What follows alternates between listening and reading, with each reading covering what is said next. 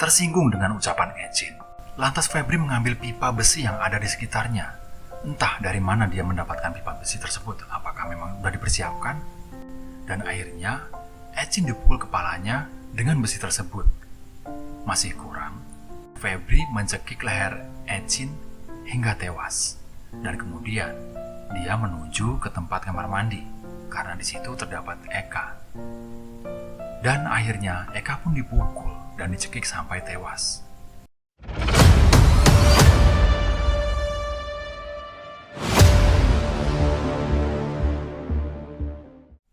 Di sebuah tempat di pemukiman padat di daerah Jakarta Barat, tepatnya di Jalan Angke Barat, Tambora, Jakarta Barat. Pada hari itu, tanggal 6 Maret 2025, masyarakat digemparkan dengan penemuan sosok dua orang mayat yang semuanya adalah wanita. Dan mereka ditemukan di dalam toren air rumah mereka sendiri. Jasad ibu dan anak ditemukan dalam toren air sebuah rumah yang berada di Jalan Angke Barat Tambora, Jakarta Barat pada Jumat, 7 Maret 2025, lalu. Diketahui kedua jenazah masing-masing. Ya, korban adalah pemilik rumah dan anaknya.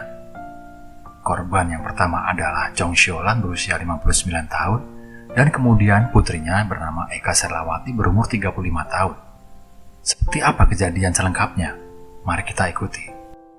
Awal mula kejadian adalah hubungan bisnis antara Febri Arifin yang berumur 31 tahun dengan Ecin atau Chong Siolan.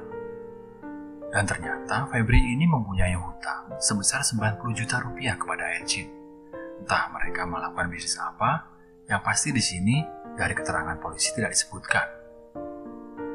Dan untuk melunasi hutangnya, Febri bilang ke Ecin bahwa dia sanggup menggandakan uang Ecin. Juga dia mampu untuk mencarikan jodoh untuk anaknya Ecin, yaitu Eka Serlawati.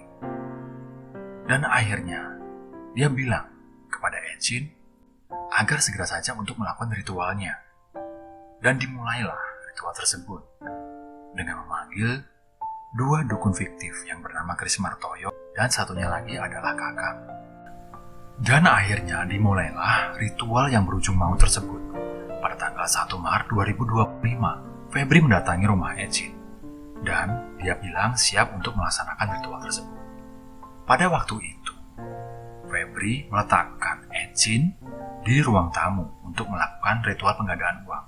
Sementara itu, Eka ditempatkan di kamar mandi untuk melakukan ritual pencarian jodoh. Namun ketika ritual tak membuahkan hasil, Ecin marah kepada Febri, dan dia memaki-maki Febri karena tidak becus untuk menggandakan uang seperti yang dia bilang. Tersinggung dengan ucapan Ecin, lantas Febri mengambil pipa besi yang ada di sekitarnya. Entah dari mana dia mendapatkan pipa besi tersebut, apakah memang sudah dipersiapkan? Dan akhirnya, Ecin dipukul kepalanya dengan besi tersebut. Masih kurang, Febri mencekik leher Ecin hingga tewas. Dan kemudian, dia menuju ke tempat kamar mandi, karena di situ terdapat Eka. Dan akhirnya Eka pun dipukul dan dicekik sampai tewas. Febri berpikir bagaimana cara menghilangkan jejak pembunuhannya. Dan dia sempat merokok satu batang di luar rumahnya. Dan kemudian muncul dalam pikirannya untuk membuang jasad tersebut di dalam toren air di rumahnya.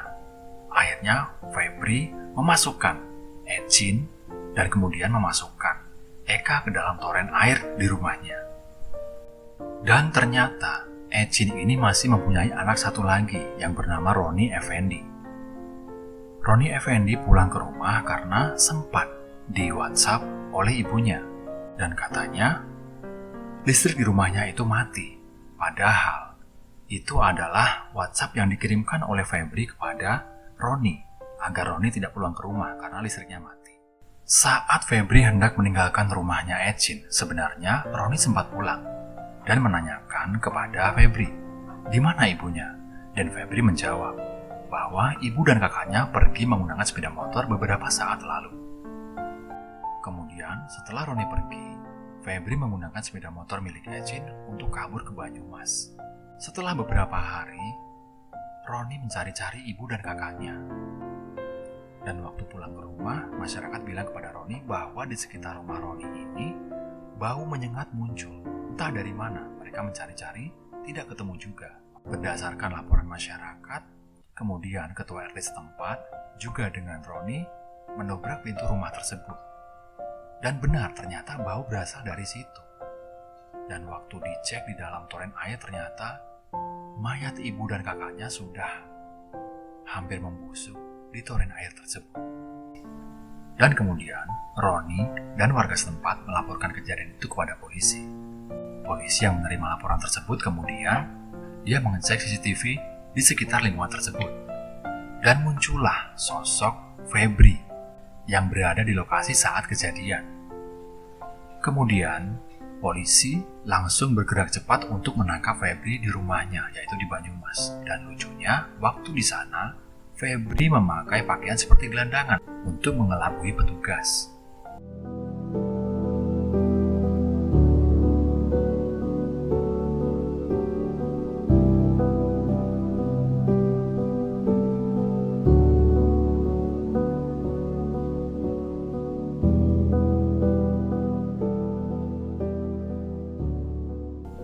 Motif dari pembunuhan ini adalah hutang piutang dan kemudian rasa sakit hati oleh pelaku, yaitu Febri.